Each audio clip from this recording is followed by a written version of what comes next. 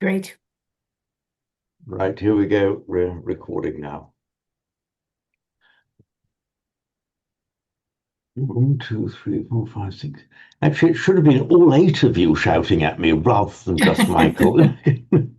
Anyway, one was enough. So we will start off with a bit of grammar.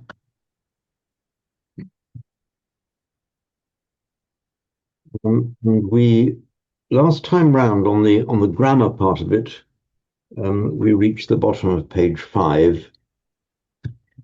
We'll look Yes. at the we will look at the feminine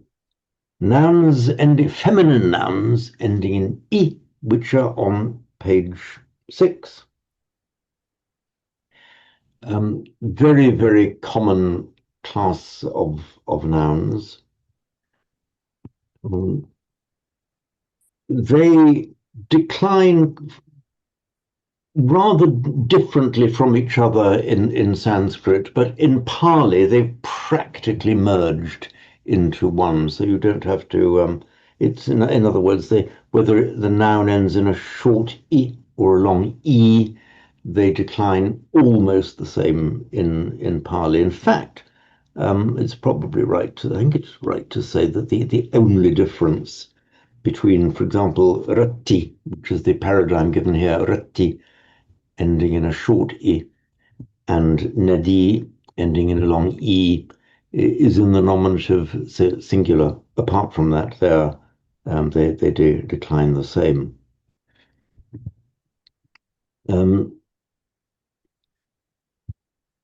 As for the nouns that ended in a short "a", as like dhamma, but the stem is in short "a", and makes its accusative in you see the same phenomenon occurring in the feminine "i" nouns, so ratti, nominative, and then ratting, or rattim, or ratting, accusative, and the same for nadi. And if ratti becomes ratting in the accusative, why doesn't nadi become nadim in the accusative? Well, the answer is in Sanskrit it does, but in Pali you can never have a long vowel before the anuswara, before that final M. So it automatically shortens. For example, the genitive plural of dhamma, Sanskrit dharma, the genitive plural is, welcome, Chiahui. The genitive plural of dharma is in Sanskrit dharmanam, the anam, whereas in Pali it's dhammanam with a short The accusative of nadi, meaning a river, in Sanskrit nadim, but in Pali it's shortened nadim. For the genitive, dative, instrumental, ablative, and locative, it happens in Pali, but not in Sanskrit. The forms of the noun have just merged into one.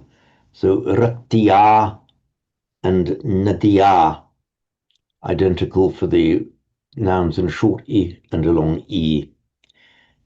In Sanskrit, they remain different. In Pali, they've just merged into one.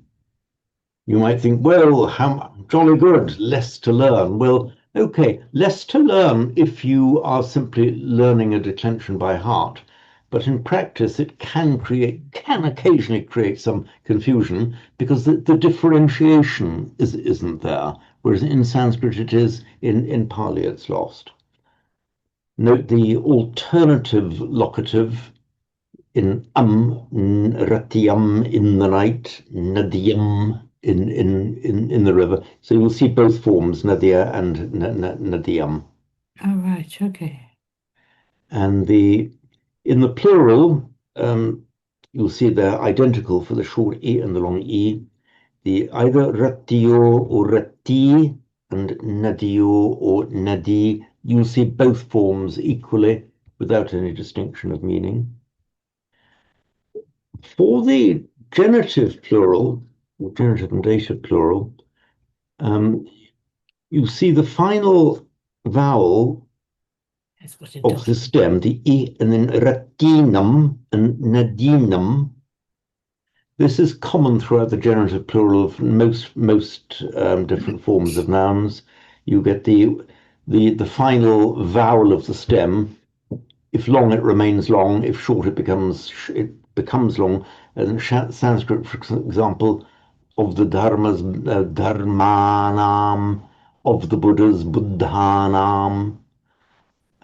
If it ends in e, it becomes enam in Sanskrit with a long arm, but enam with a short in Pali. So of the nights is how you get ratinam.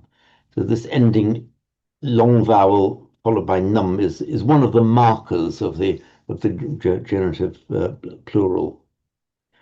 And equally, a marker of the instrumental and ablative plural Ehe. is the Ehe. ihi or ibhi. Ihi is much more common. Ibhi is more Sanskritic. Ihi you'll find a lot more commonly in Pali. Now, for the locative plural, if you look back to the previous page, you'll see the locative plural of Dhamma is Dhammesu, and the locative plural of Rupa, Rupesu. And you'll observe here that it's the same characteristic Me ending too. su, but with the preceding vowel lengthened. So ratisu in the nights, nadisu in the rivers. Note also that in both cases, short e and the long e, rati, nadi, um, the vocative is the same as the nominative for both in the singular and in the plural. James, oh, sorry about that. What page are we on? 6. So were any of those sounds intended for me, or was it just a background noise I didn't catch? It's You sounded as if you were in an echo chamber, Jay.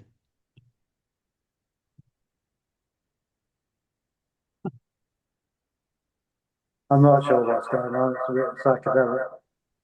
No, it's even more of an echo chamber now. I'm hearing it resounding around. He wants to know the page number. Oh, the page. Sorry, I didn't catch. We're Yeah, on the sixth. on page number 6 in the Garen Karunatilaka grammar.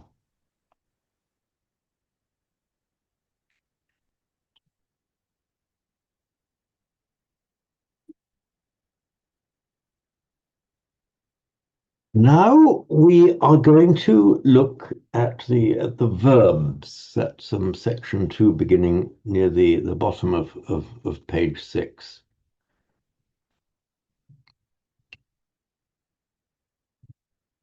And again, this is one of the, although you can, those of you who wish, there's no objection to learning the tables in the middle of page 6 by heart, but just learn to recognize them. You probably don't need to learn them by heart at this stage.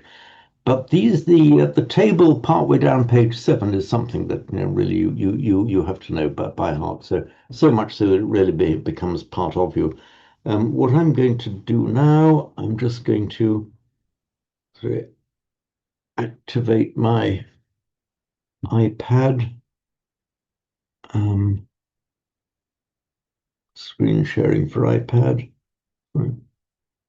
Nearly with you. Okay, and I'll screen share in a moment. Yeah, I might as well do it now. Screen share. Share.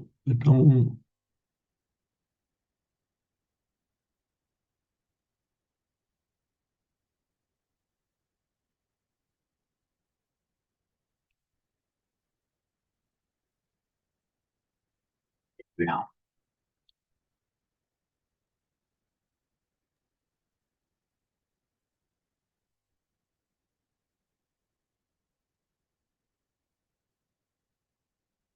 So we have the roots, and hopefully you will all have seen the video I did, or was it two? I can't remember now, on roots and stems. So the root of a verb is the irreducible minimum of it. And the great majority of all words in Pali and Sanskrit are traceable back to a verbal root. Not all of them, but the great majority are traceable back to a verb root rather than a noun root. It's just how the language has developed over the course of the millennia. So we have a root, and then we have a present tense stem. So the examples given here, we've got the root pat. Oops. Okay, can you all see my iPad? Yes. Okay, jolly good. So we've got the root pat, meaning to fall.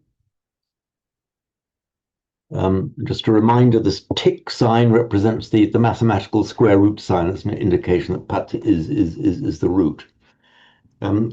Remember that there is no, if you're reading Pali, you will not anywhere see the word pat on its own. It's just like the atomic element out of which the other forms develop and grow. Now, pat is known as a class 1 verb. There are a total of 10 classes. Don't let that put you off. We'll look at them gradually. And they're actually quite easy to master. Once you've mastered class 1, the others just pretty much the same with slight variations. A class 1 verb always has the in its stem. In its stem. So we have he, she, it falls is patati. And you, singular, fall is, when put in the hyphens, right? Patasi. Patati, patasi. But I fall,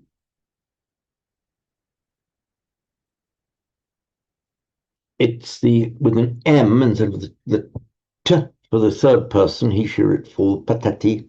For the second person, singular, that's you, singular, patasi. But patami, remember the always lengthens before the so patati, patasi, but patami. The patami means I fall. You already know the ami ending. We see it in gachami. By far the most common way of forming the present tense is just the root with these endings, patati, vadati, charati. We have the root that's given here in the book, jiv, where we get jivati, he, she, it lives, jivasi, and then jivami.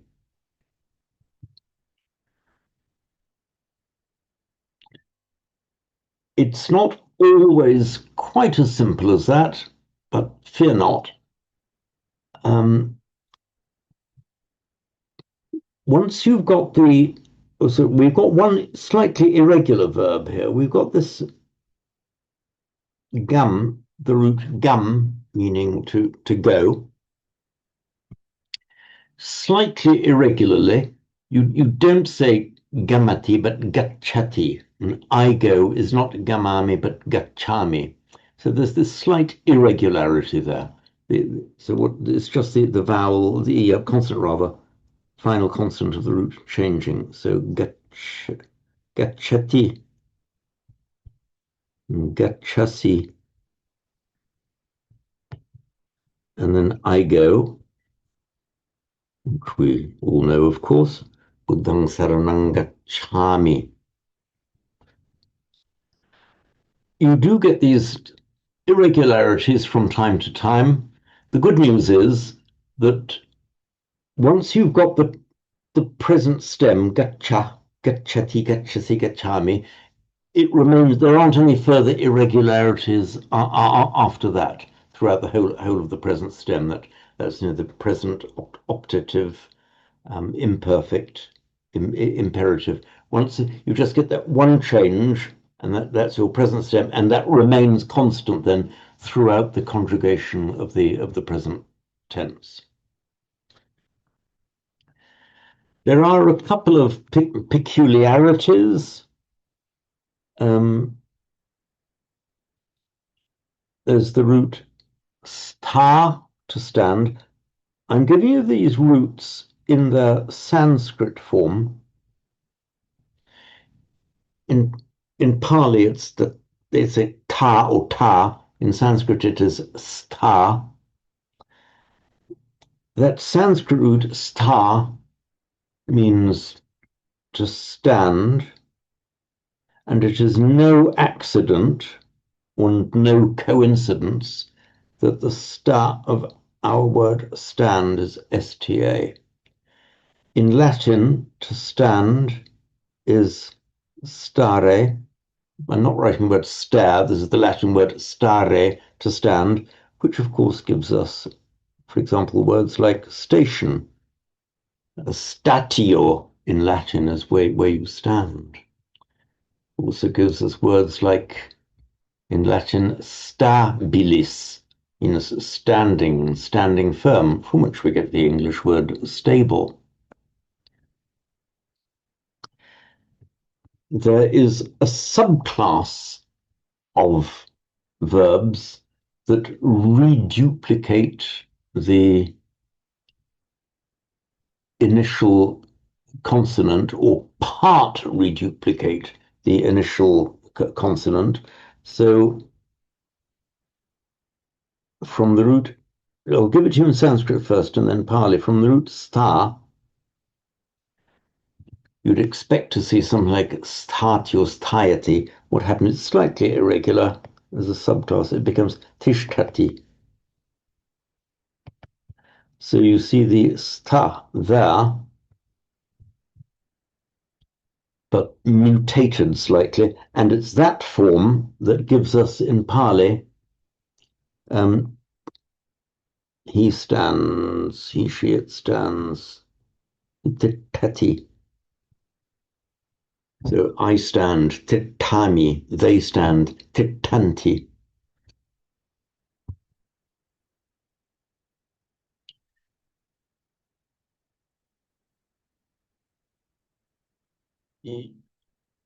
You also see the form ni, which means to lead. That makes its present stem in naya. So nayati, he, she, it leads. That is in fact a regular for formation by a standard vowel mutation. At another stage, fairly soon, I'll go into some detail over these vowel mutations. It's not as awful as it thinks. See, as it seems rather. There are several things in Sanskrit and Pali grammar where you get quite a bit of memory burden at an early stage. But once you've got those things at the early stage, then they're recurring constantly throughout your reading. So hopefully they will become well established. So nayati is, remember, that's a regular formation. And we get the word, for example, from the same root. We get nayaka, which means leader.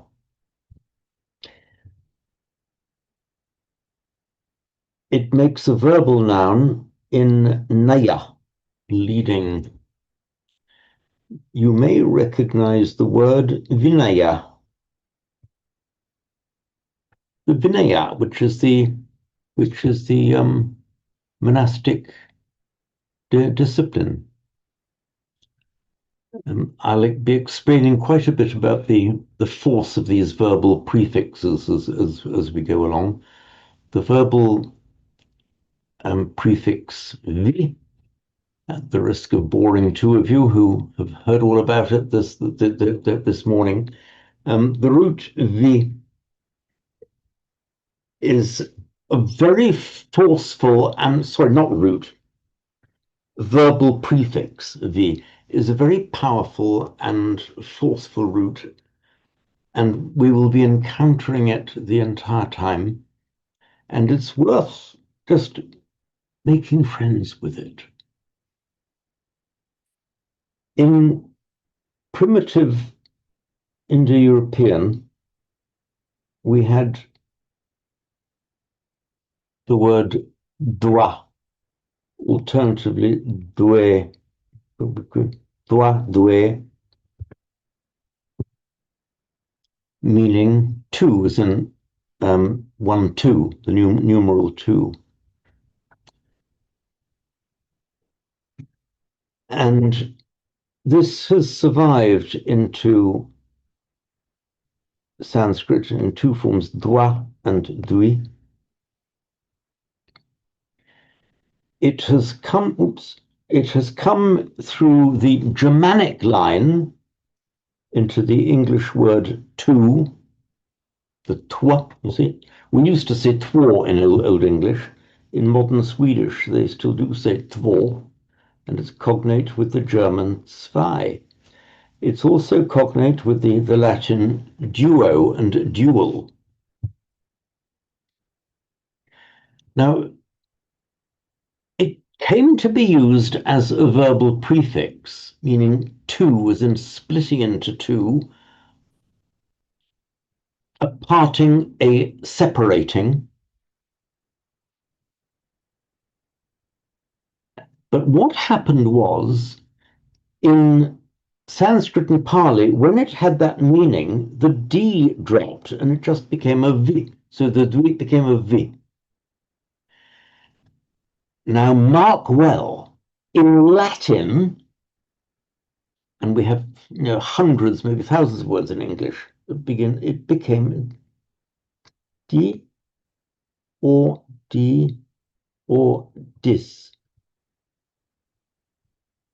As you know, in English, when you put D or dis in front of something, it often has the form of separation, negating, getting rid of something.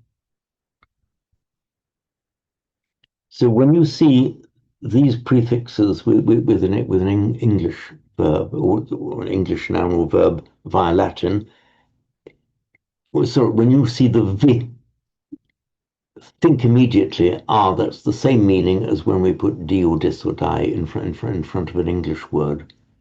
Dissect, defenestrate, debug, de-emphasize. I mean, there are so many, almost any verb, you can put a D in front of it that kind of negates it. To depart, defunct, something has performed its function, is no longer functioning. Also, to gresse, to step, to digress, to step away. I digress, I step away. The root vert, meaning in Latin to turn, we've got it in here, in Pali as well, the vrit in Sanskrit and Pali, to divert, to turn away. So you see the force of the dis and the d and the die in these verbs that have come into English, and it's very much the same force that the prefix vi has in Sanskrit and Pali. So vinaya, so from the root ni, to lead, naya means a leading, so vinaya means something that leads away. It leads you away. Or guides you away.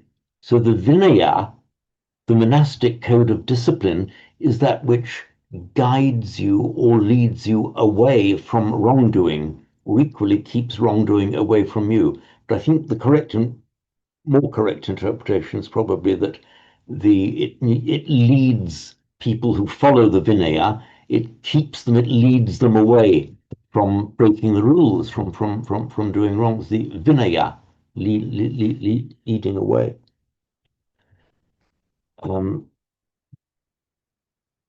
Another area where it's seen, another word it's seen is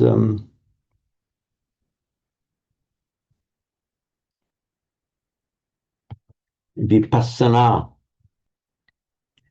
Well, I'm sure all of you know that word, but the actual meaning of the word is insight.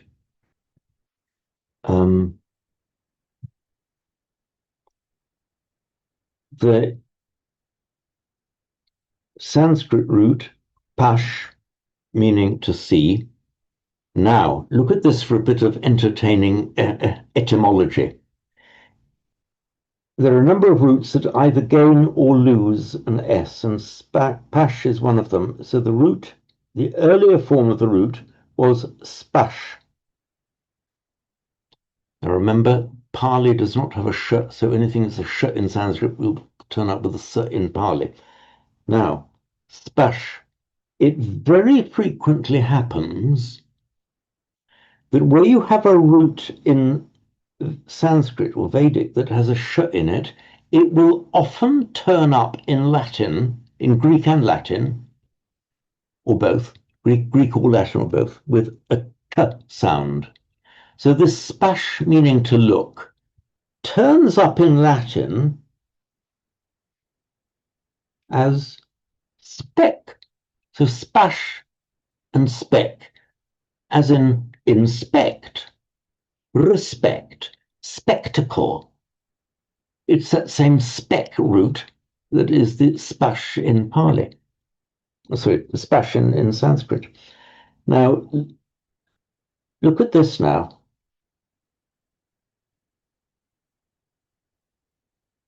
Seeing, or one of the words for seeing in Sanskrit is pashyana.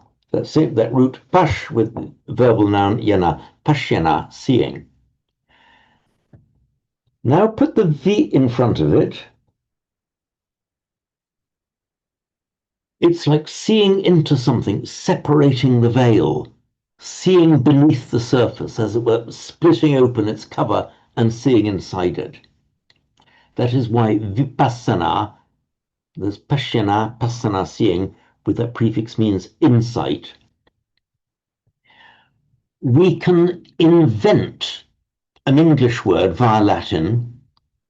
Let's invent an English word. You can inspect, you can respect, you can be circumspect. Let's invent the word dispect. After all, the root sec on its own means to cut. So dissection, cutting open. In medical terms, you can dissect a body. Not just cutting it to bits, but carefully cutting it open and seeing inside. If we invent this word, dispect, it's actually etymologically directly cognate with vipassana. Pity the word doesn't exist. Here's something really surprising. This word dispect, which doesn't exist, it's come into English with a totally different meaning. It's changed its form via French to despise. Well, if you despise something, what's the meaning of despise then? You can't look at it. You want to turn your gaze away from it. You want to unsee it. So that's how the word vipassana and despise are actually etymologically of the same origin. They've come with completely different meanings, but you can trace them back. One means seeing into something, vipassana, whereas despise, you hate somebody so much you can't even look at him. You want to unsee him, to unlook at that person. So this is my little digression, stepping aside on this prefix V. And you'll find as you go along that I'm actually going to concentrate quite heavily on the meaning of these prefixes, because if you allow them to get inside you, it will just give you so much insight into what these words meaning. So Vinaya, Vipassana. In the Karanyametta Sutta, you've got somebody's Vigata Midho. His Midho is just his sloth and torpor. It is Vigata, gone away. It means he's rid of it.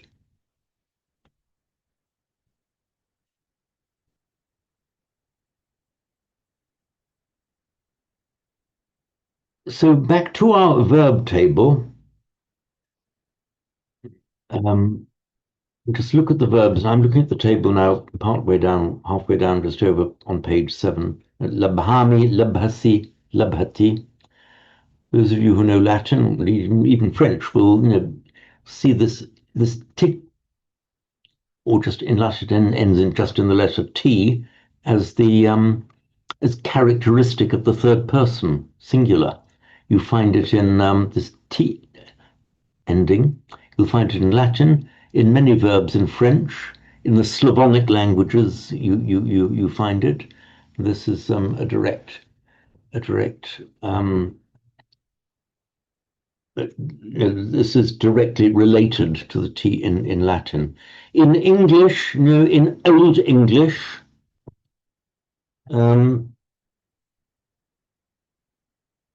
let's take the verb to know.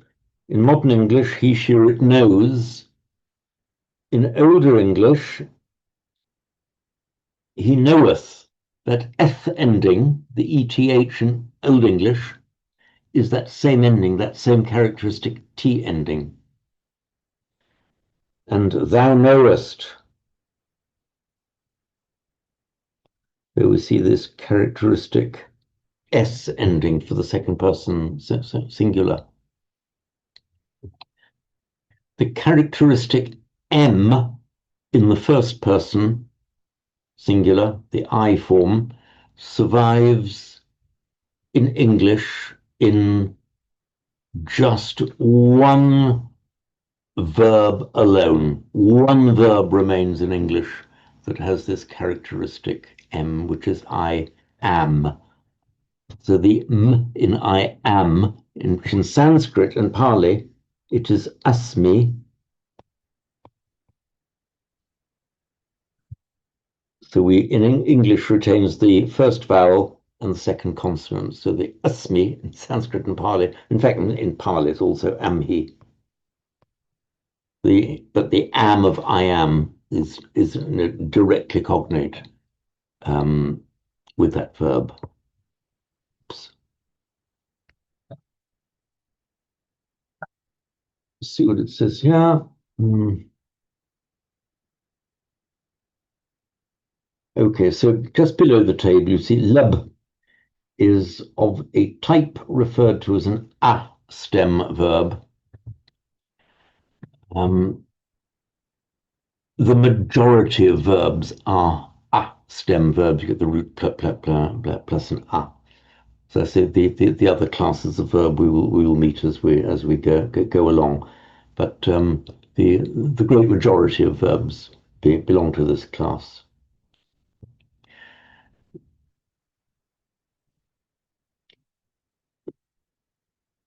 So before we go on to, I think let's do a little bit of text before we proceed with the grammar, any more grammar.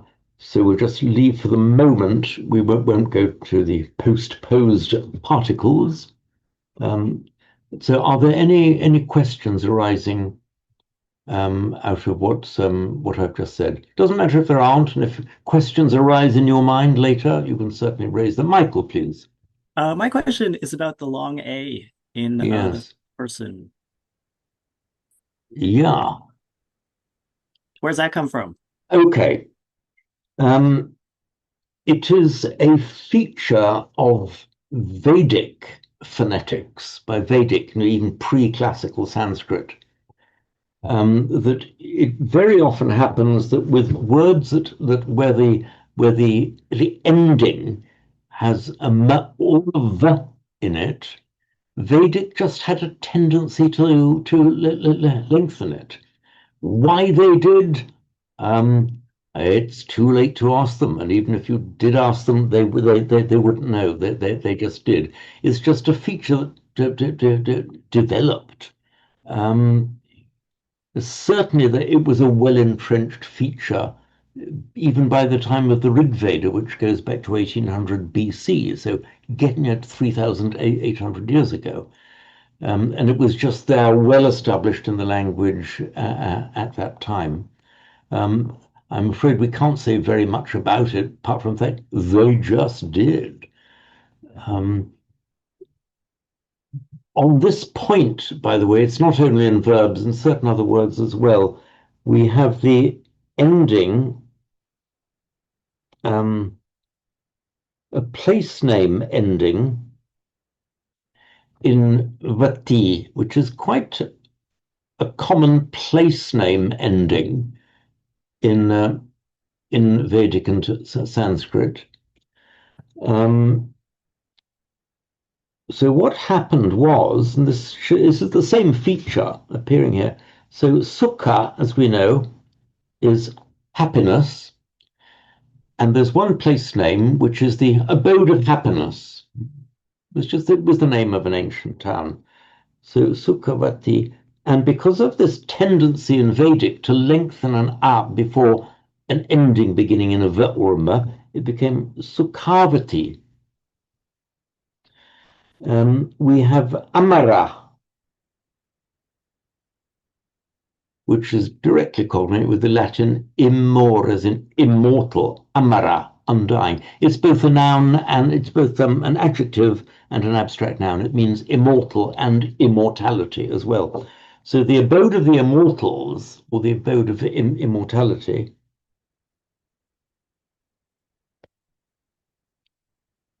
and with the a lengthening before that v, not Amaravati, but Amaravati.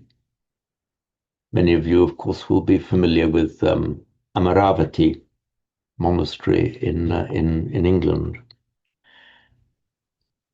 Never ever pronounce it Amaravati. Ugh, that's awful. So many people do. I mean, a lot of people do. It's I'm on a one-man campaign to stop people. So I mean, no Indian would ever say Amaravati. I mean, for example, Shalaka. You could never say Amaravati. You kind of instinctively know it's Amaravati. Would I be right in saying that? Yes, that's right. In fact, we have a city by that name as well in my home province. Amravati is a Ah, place. okay, very good. So there you are. You have it as a place close to home. Can you pronounce that name slowly and clearly for us all, Shalaka? Sure. It's Amaravati. Amaravati. Yeah. We have Sukhavati. There are several others ending in a. If you split it up, it's a word ending in a short a plus vati, but the a lengthens. Okay, thank you for that, Shalaka. Welcome. My question is answered. Thank you. Okay, is that so? I'm sorry I wasn't able to give a better answer, but hopefully we're just it is now firmly fixed in your mind. It just is. Notice now that let's look at the plural. The same phenomenon occurs with the m in the plural. So labhami means I obtain. Labhama, the me for the I and the ma for the we. Labhama, we obtain, we get. Second plural, labhata, and the third plural they with an anti, labhati singular, labhanti. And you find this throughout the language, wherever you get the singular form of the verb ending in the third person singular ending in t. You'll almost invariably find that you make the plural with an anti. One point I will mention here,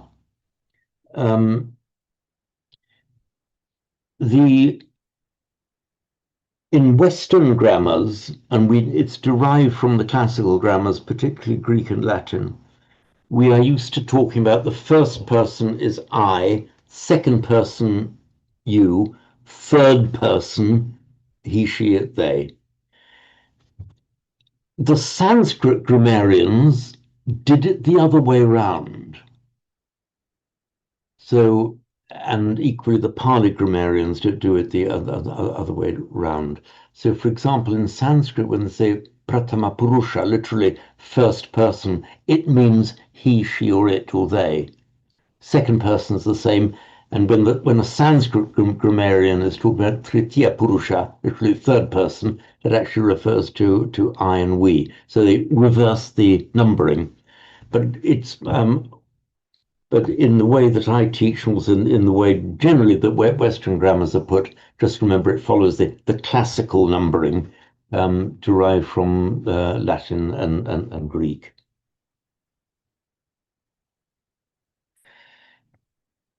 Incidentally, this root lab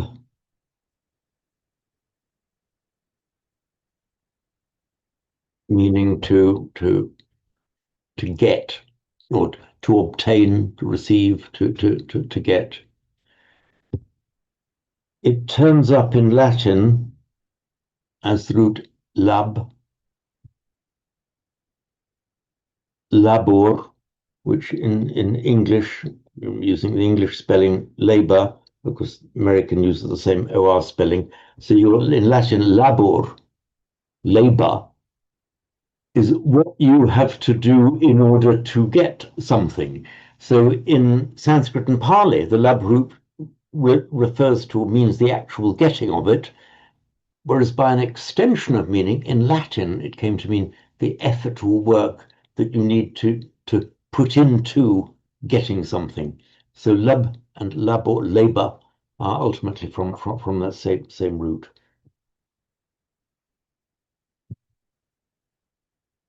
So any comments or queries before we go into a bit of text? So we'll do some text and then come back to the grammar. Yes, please, Shalika.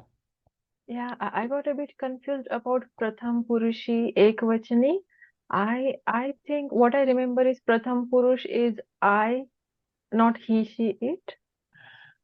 So you're talking about the ekavachana, dvivachana. No, Pratham Purush. Okay. I'm talking about Pratham Purush. So Pratham Purushi are related to I, right? And not he, she, it. Okay. If you're reading or looking at a grammar written by a Sanskrit grammar, for example, written in India, and you see the phrase, you see the words pratama purusha, literally first person, that refers to he, she, it. That's simply the different numbering that was traditionally used in India. So maybe in my mother tongue, Pratham Purush is still I. Pratham And Purush. yes, So when you see the word Pratham Purush, do you take that to mean I? yes, that's what I got quite confused. Yeah, Okay, my that's mother tongue is Marathi. okay. It does. Do you know, that's very interesting. You should say that. If you go into a Sanskrit grammar, Uh-huh. Pratham Purush would mean actually he, she, or it. It's interesting that in modern Marathi grammars, they seem now to be following the Western style of numbering there. I hadn't heard that. That's very interesting, Shalaka. Yeah. So, so there could be even some confusion within India, depending if you're reading it. I don't know what they do how they do it in Hindi grammars. Anyway, so we now know from Shalaka that in the Marathi grammar they follow the Western numbering rather than the traditional Sanskrit numbering.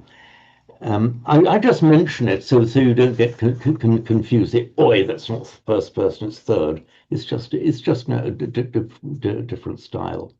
But yeah, Okay. thank you for that, Sherlock. I hadn't known that actually. I'll just Okay.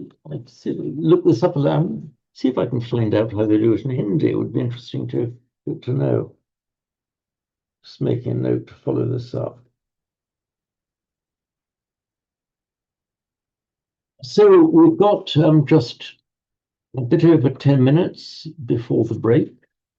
So shall we move on to a bit of the reading?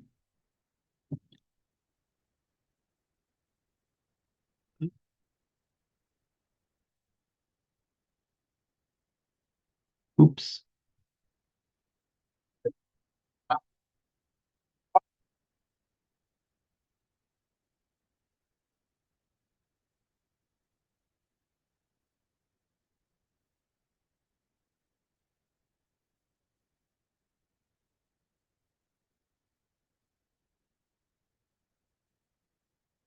So in the previous lesson we did with the reading, we looked quickly at this first line, Chittam Bhikkhave Adantang Mahato Anathaya Samvattati iti.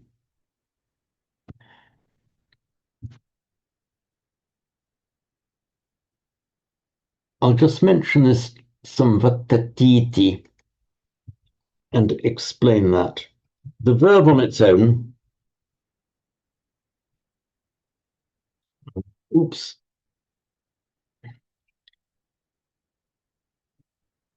is vrit, and in Sanskrit, vartate. Certain verbs in Sanskrit will, the atmanepada, it just will end in a te rather than a t. But in Pali, it's always a t. So vartate becomes vattati in Pali. It just means to proceed or to go. If you put a sum in front of it, that means it's conducive to, leads to. So samvattati results in, leads to. There's some prefix some is, again, it's a very, very common prefix. It is cognate with the Latin co or con, meaning with or gathering, and it's got a wide variety of meanings. It sometimes has the idea of a completion, rounding off. We use it in English without giving it a second thought. The Latin word for full, there are two words for full, but let's look at the second one. There's plenus that we know, plenary, plenus. The other word in Latin for full is pletus. So pletus just means full. And pletio, which would in English be pletion. We don't use the word pletion in English, but let's pretend we do. So pletion just means filling. Now let's put a com in front of it, completion. It's the idea of a rounding of the emphasizing of the ending, the accomplishment, the finality of something, the completion. This vrit, vartati, turns up in Latin as vert, turning, divert, revert, evert, convert. All of these diversion, all of these words contain within themselves the meaning of a turning. So to divert, to turn away, revert, turn back, to convert, to turn somebody so that you take him with you, you convert somebody to your religion, for example, or to a point of view. That same, or the same, etymologically the same word samvattati, which is etymologically the same as convert, in Sanskrit and Pali has the meaning of just to be conducive to something. Look at the word ducere in Latin, dux, to lead. To reduce means to lead back. To conduce means to lead along with you. Something is conducive to something else. It leads you along with it. That's that same meaning in samvattati.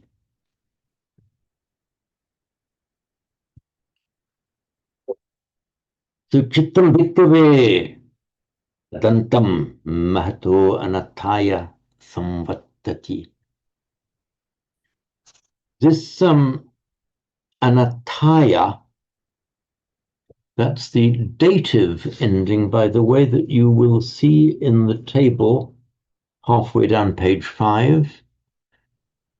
That's this table halfway down page 5 is the one that you absolutely must learn so well that it just becomes part of you. And if you look at the dative, which is in the middle column halfway down, is the maya. That's that aya ending. So Could you quickly remind me what the name of the document is that you're looking at, that Word document? so you mean this document here? Yeah, I see. G something lesson 1 text. Got it. Oh, that's the you should have received that from me as part of the material that I sent out with the. Oh, You did send it a long time ago, so I just got to look for it again. But thank you. okay, right. What I think I will do, we'll probably get around to it within the next week or so, just to make sure that everybody has got everything, and at the risk of you having stuff duplicated, no problem, delete, is just to make sure that everybody's got everything, including some people who joined fairly late and may not have everything yet. Is just say, right here now in one composite package is everything that I want you to have in front of you or available to you as we're doing this. So yes, it's rather important that you should have these documents here. So this, what I've done here in this one, it's the same text as in the printed textbook, our Guarantilica textbook, but with my own analysis that I've made as a study aid.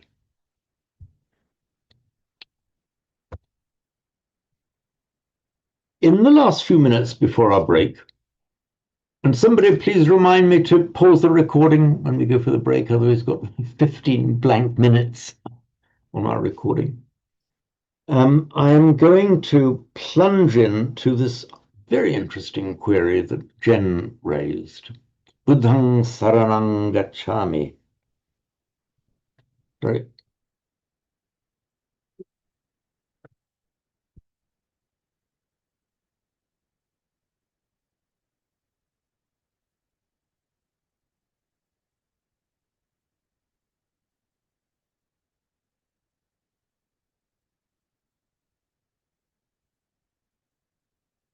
Buddhang saranang gacchami. Typically translated as I go to the Buddha for refuge.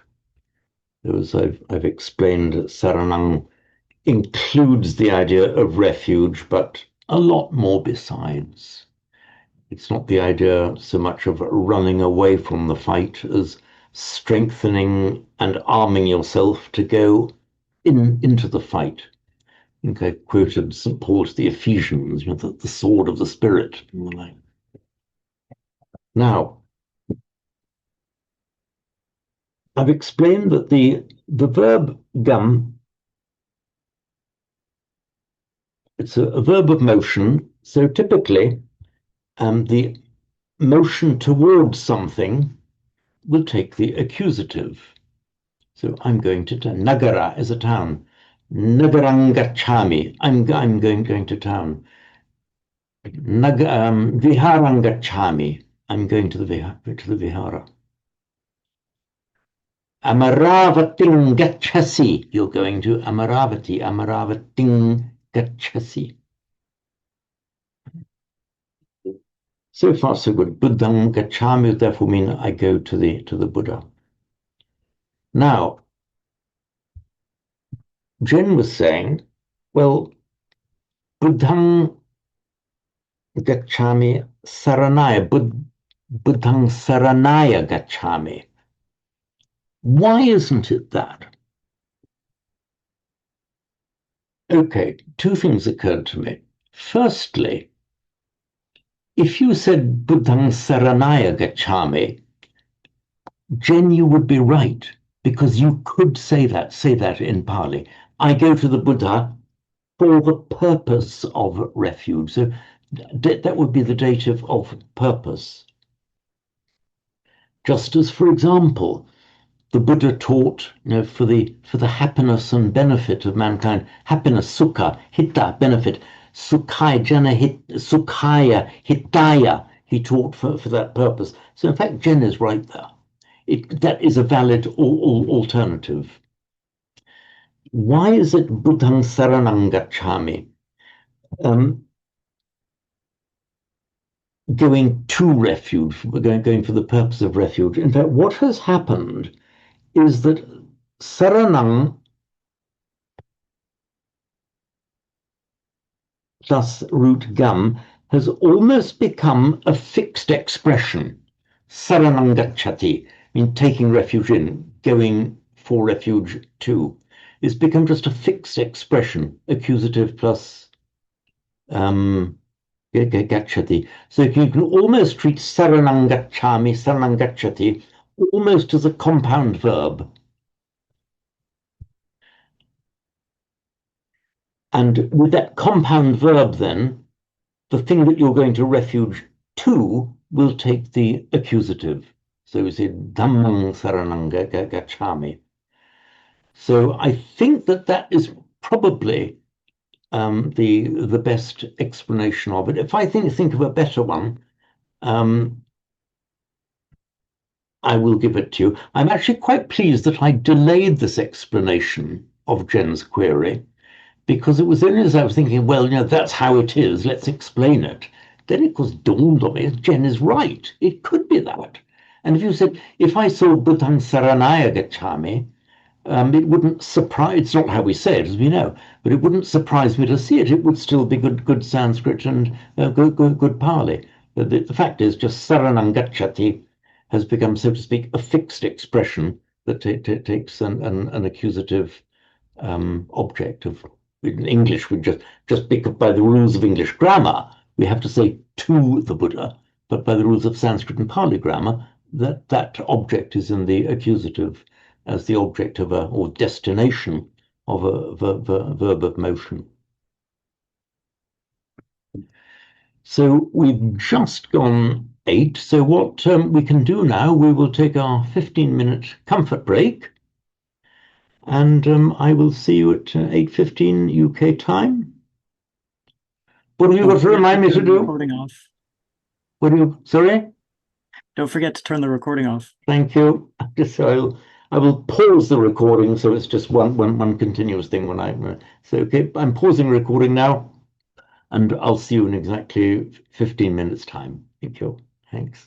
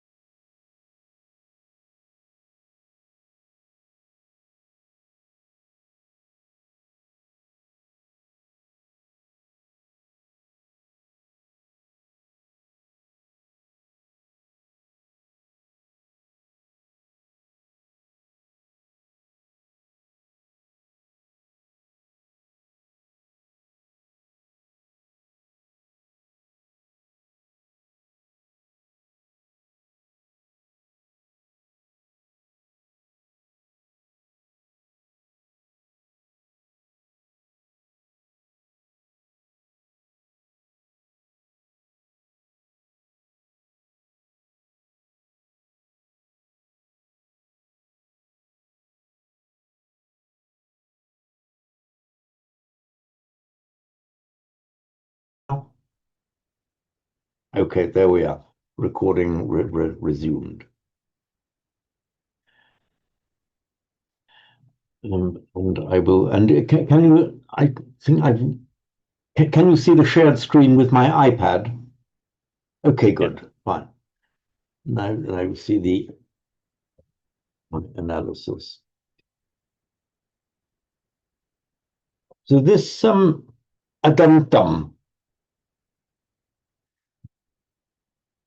Who is going to volunteer to give us a breakdown, a real meaning of the how we what this word adantam is?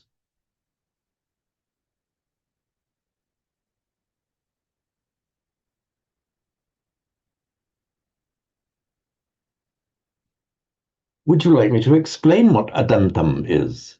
Okay, I will then. Up comes the iPad. Looking at this word adantam or adantang. James, is that the accusative singular of untamed? It's the nominative singular, but because it's a neuter, but you're right, because it's a neuter noun. The chittang is a neuter noun, and therefore the nominative and the accusative are identical in form. So if you wanted to have chittang adantang, if you just look at it on its own, you wouldn't know whether it's nominative or accusative. That would depend on its function in the sentence. So it's from the root dam, meaning to tame, and it is directly cognate with our English verb to tame. It's the same word. It's actually also from the same origin as the Latin word domus, which we know means a house. We have domestic, for example, a domesticated animal is, and we have your domestic arrangements, meaning your home. The domus, which is the Latin word for a house or home, originally meant in more ancient times the tamed area. Remember when you lived in a wild and dangerous world, looking back 2000 and more years ago, a wild and dangerous world. So the domus was the tamed area, the safe space that you could keep guarded, and you would allow into it animals that you had tamed. So a domesticated animal. So domus, domestic, and our English word tame, and the Sanskrit root dam are all indeed the same word. So just as in English, we tend to make a past participle by adding ed, or if the word already ends in an e, you've just added e, so tame and tamed. So in Sanskrit and Pali, you add just a ta, with exactly that same meaning. Buddha, awakened, dam. So we have dam plus ta, again, just by normal phonetic mutation. If you get a m before a t, it just automatically mutates to an n. So it's difficult to say damta. So we more automatically say danta. So that's how you get danta, meaning tamed. The negating prefix a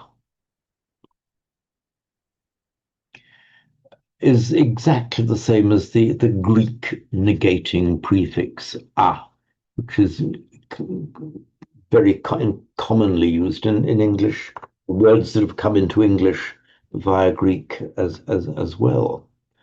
So from the Greek root tom means to cut. Greek atomos, from which we have the English atom, means the uncuttable, unsplittable. You can be political or apolitical, non-political. You can be amoral, just without morals.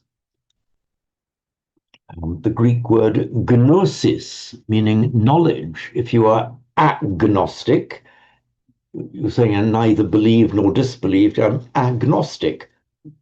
without knowledge, I do not know. In Greek, exactly the same as in Sanskrit and Pali, if the word that you're negating begins with a vowel, the a becomes an. So, for example, the Greek word orexi means appetite. And if you are anorexic, means you have no appetite. You don't want to. Don't want to eat. Aerobic. That's something that puts air into you and oxygenates. And anaerobic, non-oxygenating. So we're here seeing it here now. Danta, adanta, untamed. And it's a neuter noun. The chittang is a neuter noun. So we just put our neuter singular ending, same nominative and accusative, adantang, untamed. So chittang bhikkhave adantang, the mind, O monks, untamed, meaning when untamed, in a state of being untamed. Mahato anataya samvattati, leads to great harm.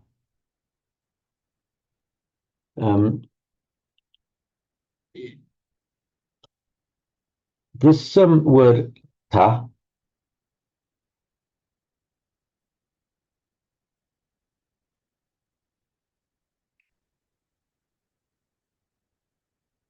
is anyone here able to explain atta? Okay, so I think I did an explanation of it in the previous class where you weren't here, where it was the different group. It's actually from a root ri, and that ri is, we write it with a r with a dot under it. It's actually a vowel in Sanskrit. And it means one of the several verbs meaning to go.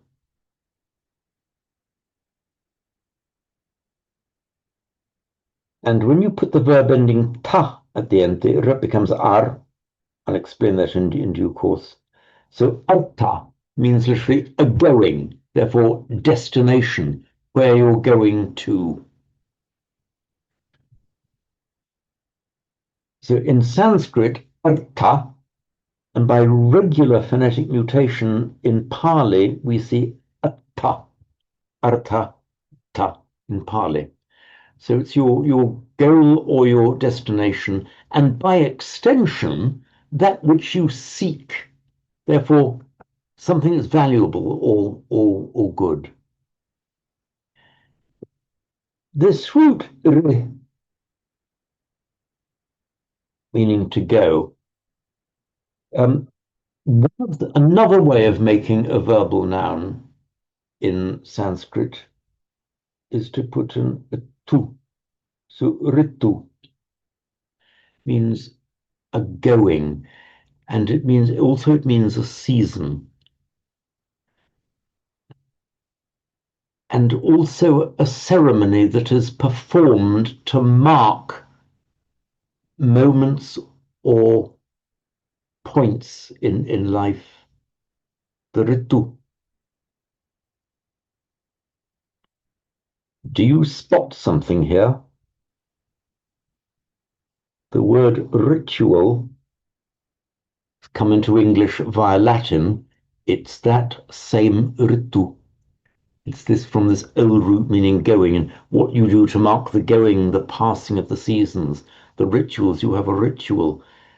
In ancient times, you had the rituals of the solstice, the rituals of the new year. They were connected with frequently with the solar year, and you had rituals. The start of the ploughing, the harvesting. It's the time, the goings of the year. So the ritu in Sanskrit, in Pali, utu, often means a season, as in a season of the year, the particular time of the year. You can mark the time of the year. So just entertainingly, this little root Here we have it in English, ritual. So ritu, artha are just two nouns formed from that same root. Incidentally, what known as an extended root, sometimes you get a root with extra vowels added on. Our English word run come from that same root. So that explains the atta. Now, here we have the negated atta, negated with atta, but because atta begins with a vowel, the a is an, so anatta, that which is not desirable, that which is not good. And then it also means something that is positively harmful. So mahato anattaya samvattati, it leads to great harm. And equally, in the second line, you see the same thing said, but without the negation. Siddhantam and Mahato Attaya. Chittam bhikkhave dantam, the mind, O monks, the chitta, O monks, when tamed, or when in a state of being tamed, the mind, O monks, tamed, Mahato Attaya samvattati.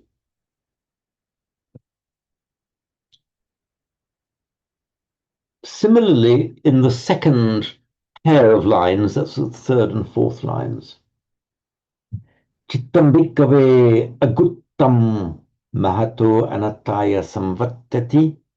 I'll explain why it's samvattatiti in a moment. And the paired line with it, Chittam bhikkhave guttam mahato attaya samvattati, the mind amongst when protected, leads to great benefit. There's some root gup.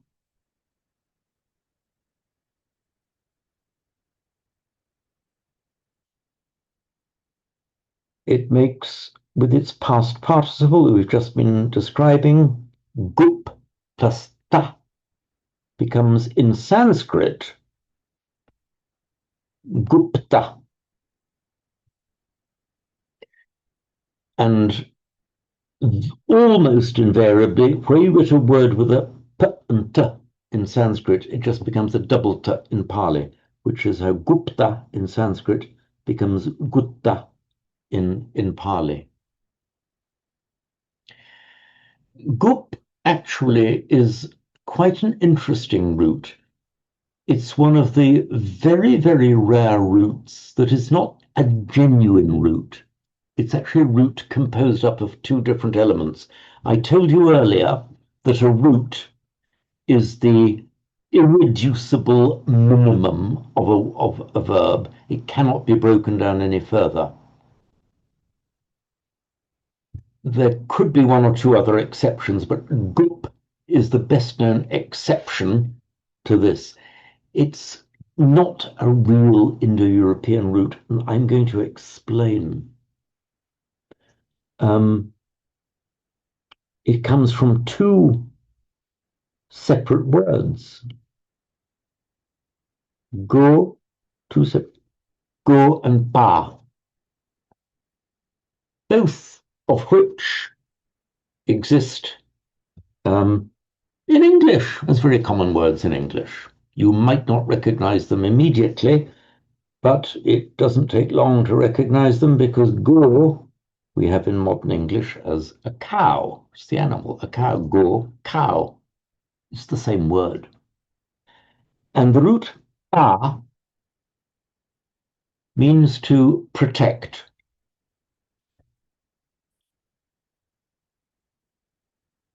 And the Latin comes into Latin also, the pater, which is in English we have as father. That is it is the protector. We have it also, the pastor. In modern English, it tends to be used as, somebody in charge of a church or something like the pastor of a church. The old meaning is somebody who protects the animals in the pasture.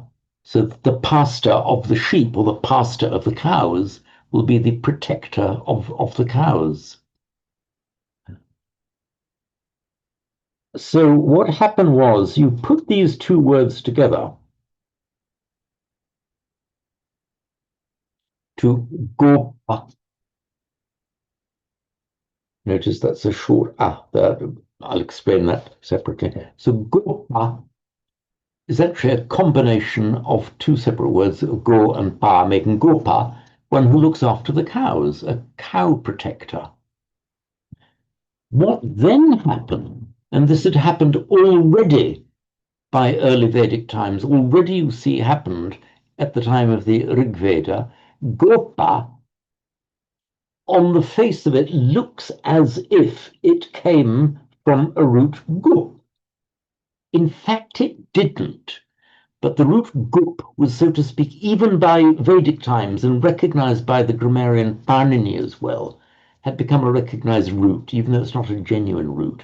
But we can now treat it as a root. So this gup, we can now treat it as a root, meaning to protect. It's lost the meaning of cows, and it just means protector, generally. And there's a separate ending ta, which means the doer of something. In fact, it's a surname, a family name that you find quite frequently in India. The Gupta, it's quite a common surname. I see Shalaka, thank you, nodding assent. It's a common surname in India. It's the protector of something. So there we are, looking at this word Guptam. If you were new to Pali, who would have thought that it comes from two words that we have in English as cow and pasture, or paternal, the protection. So I'll be looking after somebody's dog here. I think she wants to walk soon. So Chittam Bhikkhave Aguttam, the mind, O monks, the chitta, O monks, unprotected, Mahato Anataya Samvattati, is conducive or leads to great anatta, to great harm. And the same the other way around, Chittam Bhikkhave Guttam Mahato Attaya Samvattati. Now, the next pair, these words Guttam, Rakitam, Samvatam, they're from different roots and with different shades of meaning, but they're all broadly the same meaning: guarded, protected. So arakitam, that is from the root raksh, Sanskrit raksh, to protect, rakshati, which in Pali, again, very frequently, when you see a ksha in Sanskrit, ksha, you will find that's a k, double kh in Pali. Not always, but most commonly. Rakshati, rakkati in Pali.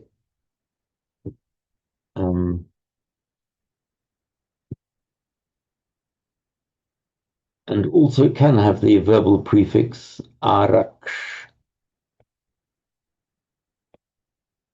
Araksh meaning to protect. In Greek, araksh turns up as Alex. Alex means a protector. Alexander, the word Alexander in Greek means the protector of men, one who protects people. Alexander. So the lex in Greek there is directly cognate with the raksh of Sanskrit, the rak of Pali, the protector. Just make a note, that's Greek.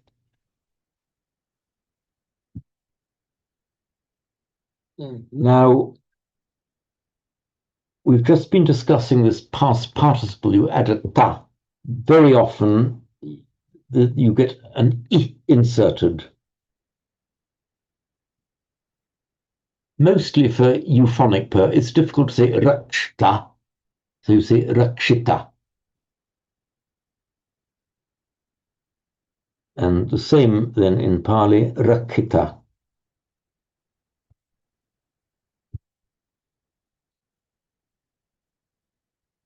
And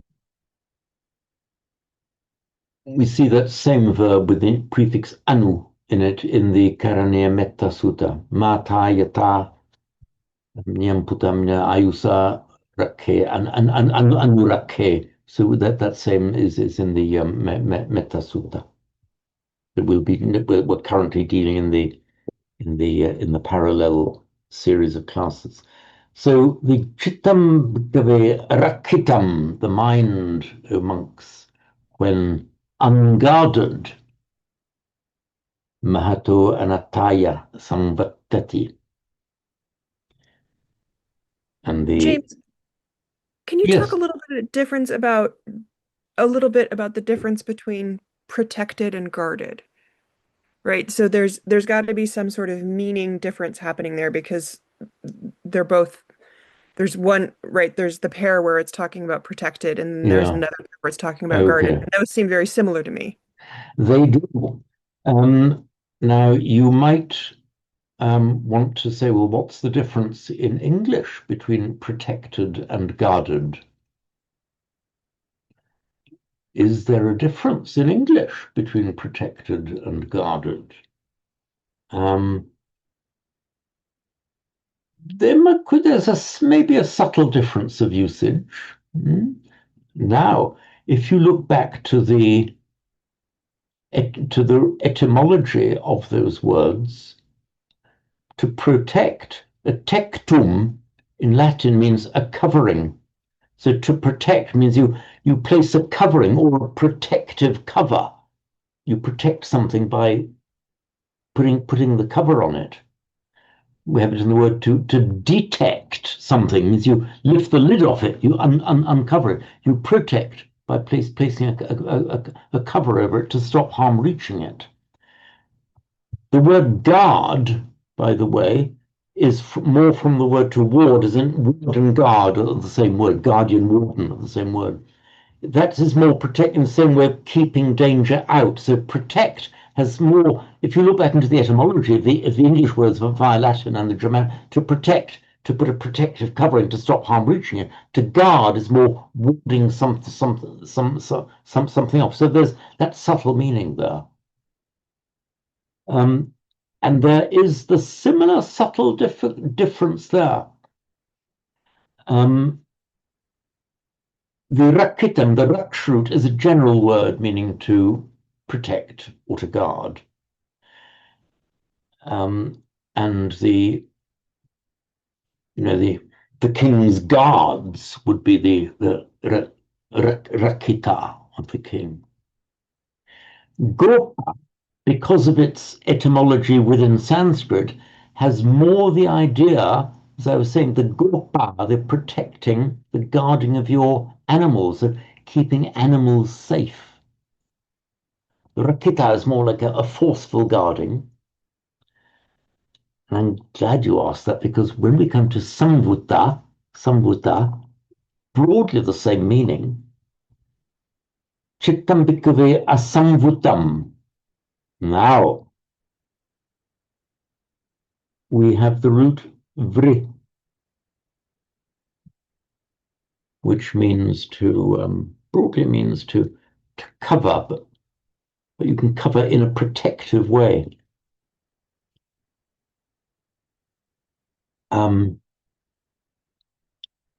That root vri, meaning covering or protecting, sometimes it means blocking as well, but it turns up in English as the very word we were talking about, warding and guarding. It's that same root.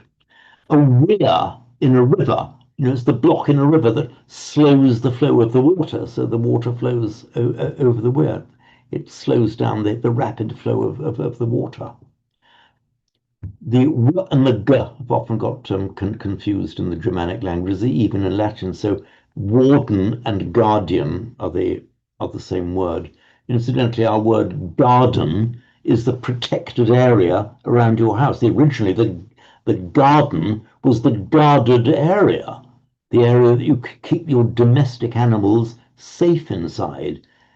Not a modern garden with your pretty flowers growing there. In the old days, it meant a protected area. So,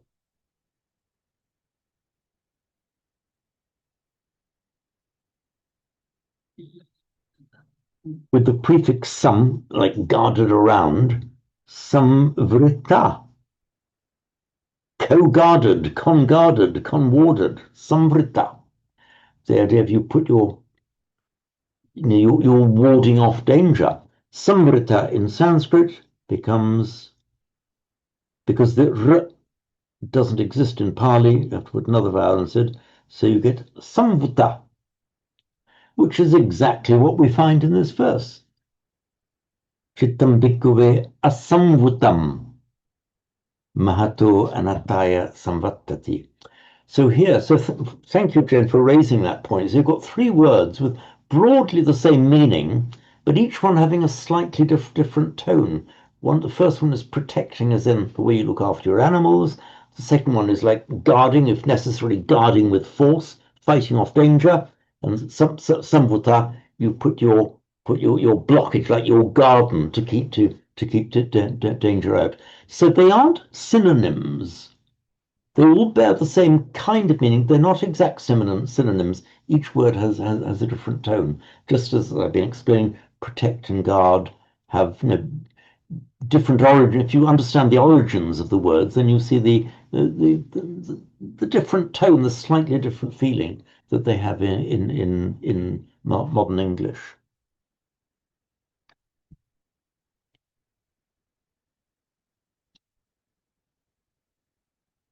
So, before we move on to the next phase, are there any any queries or comments arising out of that?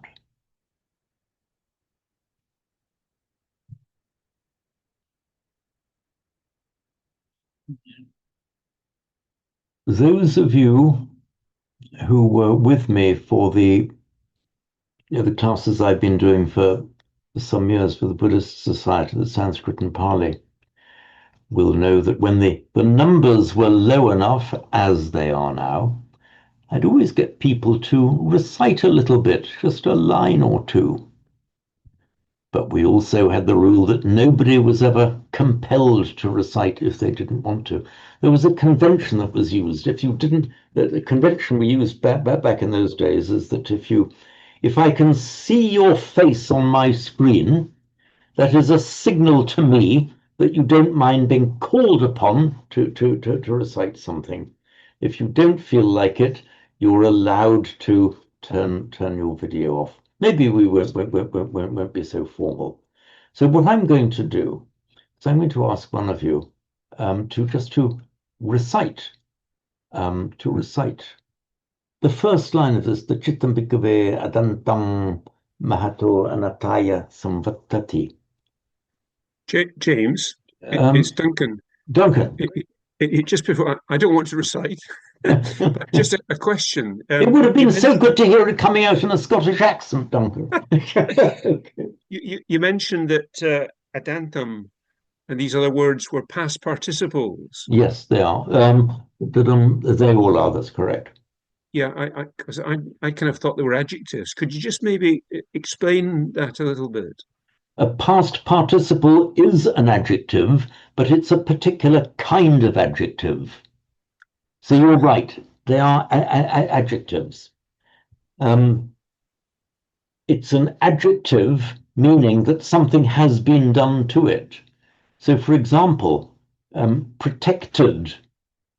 Okay, let's be protected in the sense of a past participle. You can talk about the protected mind. So past participle, but an adjective. What kind of mind? The protected mind. You can talk about a done deed.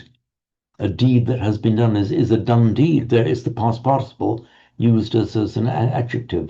So all of these participles they are adjectives, but a particular category of adjectives. They're adjectives formed from verbs, meaning either that if it's an active participle, it means they are doing something. A past participle means it mostly means something has been done to it or is being done to it. Just as, the tamed mind, the mind that has been tamed, the past participle, but same in English as in Sanskrit and Pali. Past participle used as an adjective. In fact, in Sanskrit and Pali, the participles are always nouns and adjectives, but formed directly from a verb.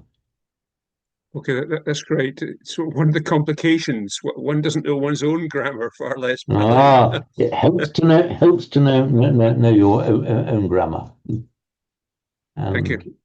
And also in the remote past, when I was a child, I was brought up as a Roman Catholic.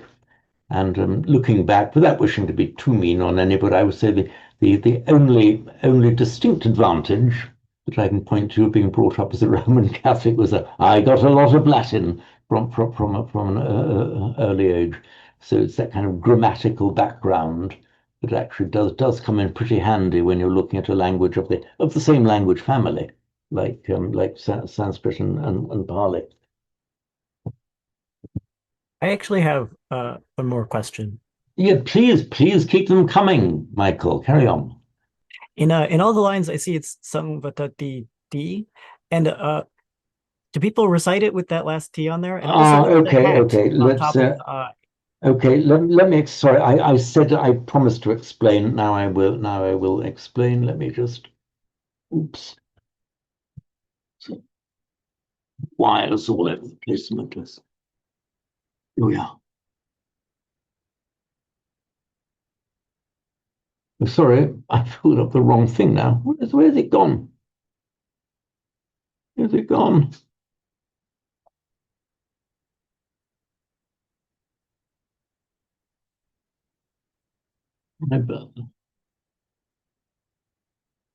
I've lost the sheet. Come on, must be here. Here we are. Sorry. That's the problem with having several screens, several pages open at the same time on my bank of three screens. Okay, samvatati. It's actually very, very simple.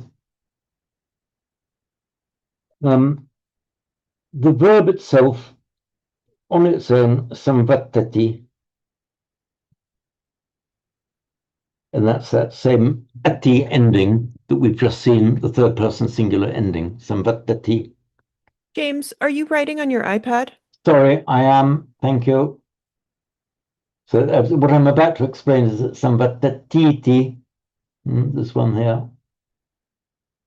So thank you for reminding me, writing on the iPad. So samvatati, on its own, samvatati. Now, the ending wasn't ending, it's the particle, little word ti, is the same as unquote, end of quote. In Sanskrit, it is iti, the full form is iti, meaning thus. But when you are quoting what somebody has said, if you're writing it in English, you put it in quotation marks.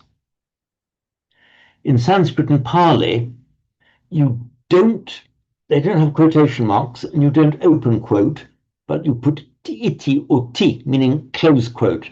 That means the end of what I'm quoting. And you sometimes see, very frequently see, at the end of a sutta or at the end of a verse, just ti. And that is the signal. It's not part of what was originally said. It's like a word representing close quote. If you look at the Metta Sutta, the very close of the Metta Sutta ends in a T. It's a signal, meaning this is the end of what was said, the end of this scriptural quote. It is a feature of the language that whenever you put this ending T, sorry, not the ending, this close quote marker, T, the vowel before it is always lengthened. So samvat, if you on its own say samvattati. If you want to put T at the end, it's not samvattatiti, but samvattatiti. If I had been the author of this book, I would have omitted the T at the end and just put samvattati, just so as not to confuse people. So it doesn't alter the meaning, it's just a close quote marker. I'm not quite sure why it's here with repeated in every single line. It's a little bit unusual. So for these purposes, you can just ignore it. I have a follow-up question, which is why isn't that long I marked with a long mark, like other long vowels? Well spotted. Well spotted.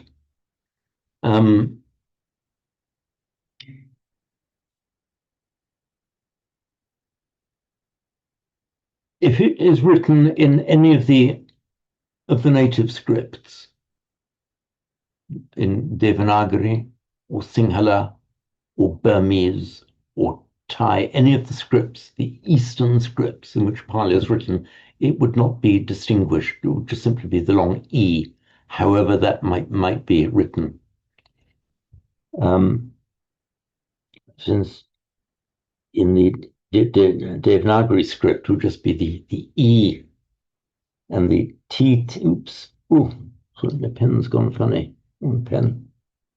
Oh, occasionally my pen stops working. Let's hope it starts working. Let's see if it does. Yes, it does. So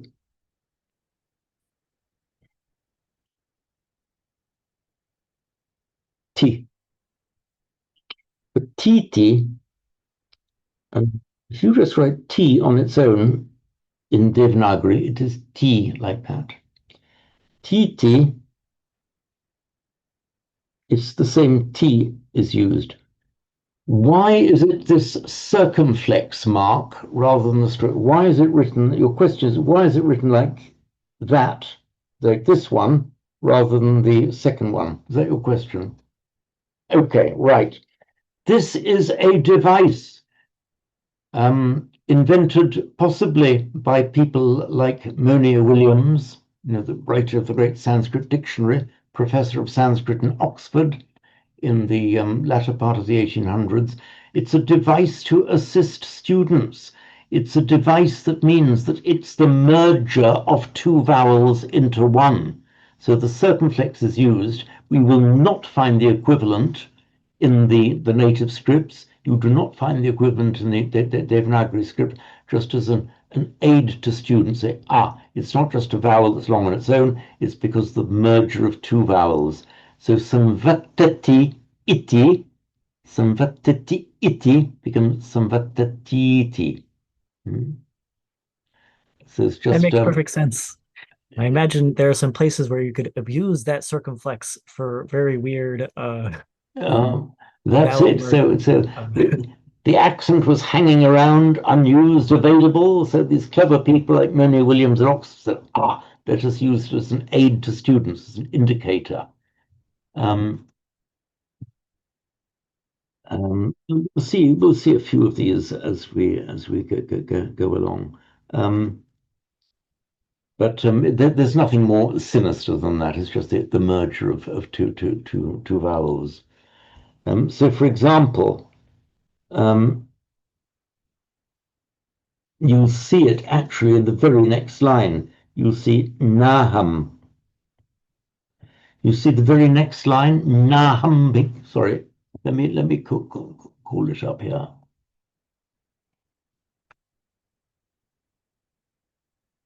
See here?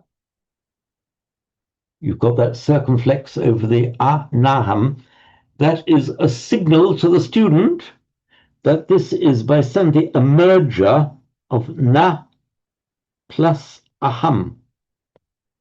Na aham, the two vowels by Sandhi just merge into one to naham. And that is why, so the a plus a to ah, but as an aid to students, it was just written as with a circumflex. Now, for example, in the Devanagari, na aham then becomes naham. The Devanagari does not have that sign. This stroke, this vertical bar here just means is the wrong ah. Devanagari does not have this helpful sign that it's a merger of two vowels. You find it exclusively when the Latin script is being used to represent the sounds of Sanskrit and Pali. Anyway, well spotted. So you've got a good eye for detail there, Michael.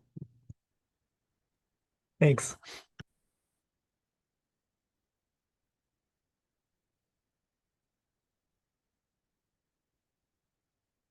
Jay, have you any objection just to reciting that first line?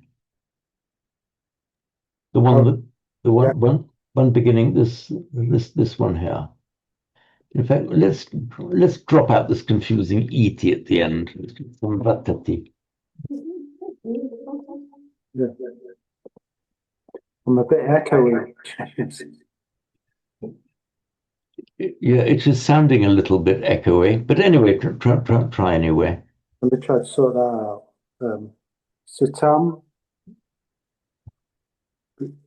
Sorry, so chittam. Can you help me? Remember, in Pali and Sanskrit, when you see a doubled consonant, it's the same as Italian. Those of you who know Italian, it's important to pronounce it double. So chittam. Sitam Bikavi. Chittam bhikkhave. Again, you've got to hold the ka. Bhikkhave. Adantam Maho. Oh, maybe you should ask someone else. Say Mahato Anataya.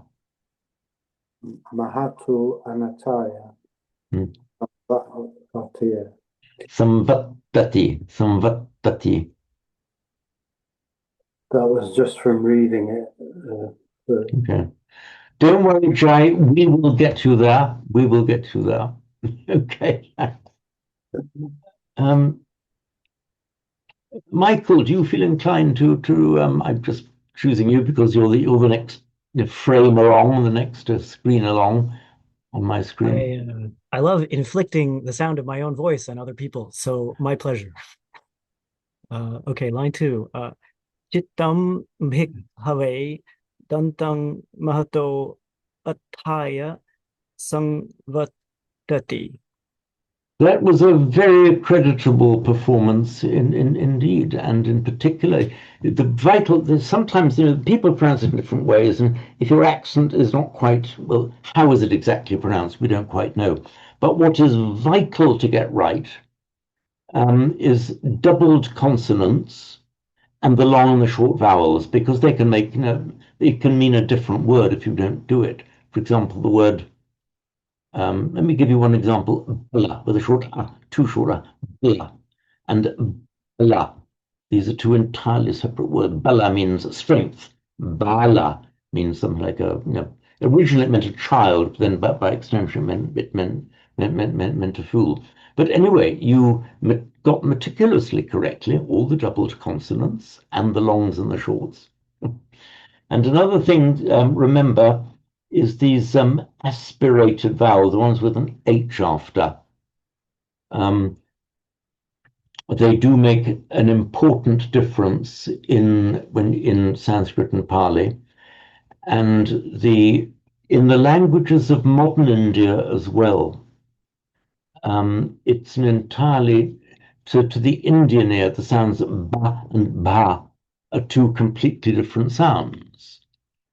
And da are two completely different sounds, and so on. And for example, we have the word atta, Sanskrit in Pali becomes atta, is to the Indian ear a completely different sound from atta, which is aspirated atta and atta.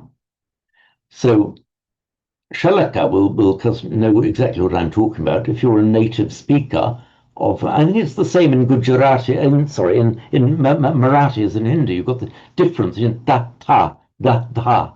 Is that right? Okay, Yes, fine. they are quite Yeah. different. Yeah. Yeah, and so for the a native English speaker, it's always just an H thrown in. That doesn't matter for the native Indian speakers. Of all of the languages of northern India, that applies, that's the ones that descend directly from Sanskrit and the Prakrits, including Marathi, Gujarati, Hindi, Bengali, Nepali. These are all one close family of languages that descend directly from Sanskrit. The difference between the aspirates and the non-aspirates, that's with the slight h sound after, they are completely different sounds. It's the voiced aspirates, the ba, da, ga, that are a bit difficult for native English speakers to get. We tend to say pa instead of a ba. And one thing you will notice is that the Thais can't do it either. The Thais find it impossible to say bhikkhu. If you hear a Thai pronounce it, you'll say bhikkhu with a p. It's because of the phonetics of Thai, they can't do a b sound. And it's a bit difficult for native English speakers to do as well. But fear not, the Thais have the same problem. That's why when the Thais pronounce Buddha, they'll pronounce it Buddha, Buddha.